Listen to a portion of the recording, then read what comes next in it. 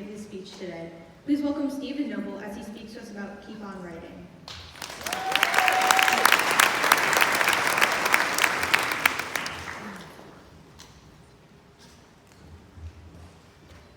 Before I begin, I'd like to say thank you to my teachers and the Edgewood administration for choosing me to represent my class and allow me to speak in front of all of you today.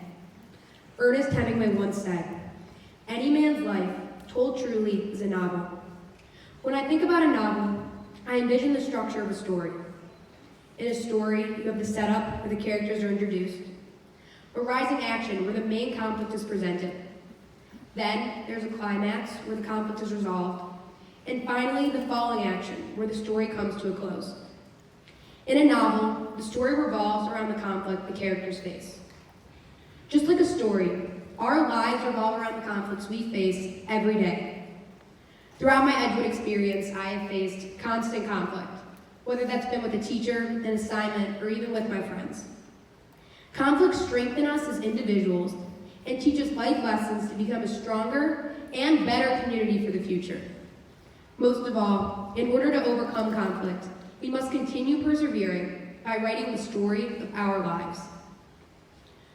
When we have to face a new conflict in our lives, it may seem like the greatest struggle. For those who don't know, from 1st to 5th grade, I went to Lake Forest Country Day School. This means that I didn't have a group of friends to be with on my first day at Edgewood. On top of everything else a 6th grader has to worry about on their first day of middle school, I didn't even know who I was going to sit with at lunch. Knowing this, I made sure to be as prepared as possible for my first day. All my school supplies were labeled and color-coded. My pencils were sharpened. I memorized my schedule, and I even looked at the map of the building about 500 times. Getting on the bus the first day, I was nervous, but I knew I couldn't have prepared any more for this first day.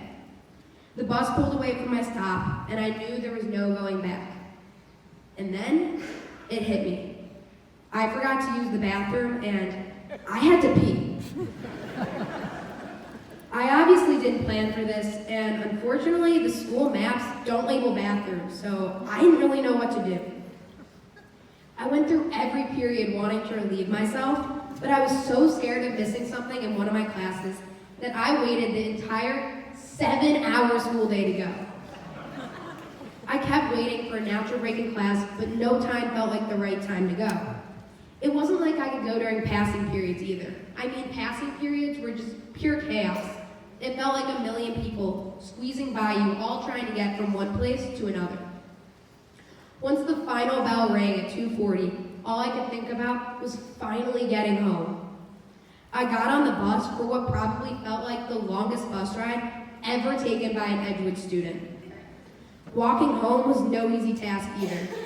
The distance I walked felt like a marathon, even though it probably wasn't even a 1/10 of a mile. Needless to say, when I got home, I put down my bags and raced to the bathroom like I was still running that same marathon. I was more relieved than any 6th grader has ever been on their first day of middle school. Conflict is unpredictable. I thought having a group of friends was going to be my biggest issue, but it was having to go to the bathroom. While we may not be able to control the conflicts that we face in our lives, we can control how we react to those conflicts. We need to take hold of our lives and recognize that we are the authors of our own story. In the moment, my bathroom issue seemed like the biggest problem I could have ever faced. But as I have encountered new, bigger conflicts in my life, looking back on it, my pee incident on the first day of school was the least of my worries. Middle school was one of the first times we had to face conflict alone. We still had the support of our families, friends, and even teachers. But in the end, it was our responsibility to overcome the conflicts we faced. Middle school was only preparing us for these next 4 years. We should feel accomplished that we are here today, graduating and celebrating the story of middle school. But that is not where our story ends. As we look towards high school, and even the rest of our lives, it seems that one of the most important things for all of us to remember is to not back down from conflict, not be scared of conflict, and most importantly, Always keep writing the story of our lives. Thank you.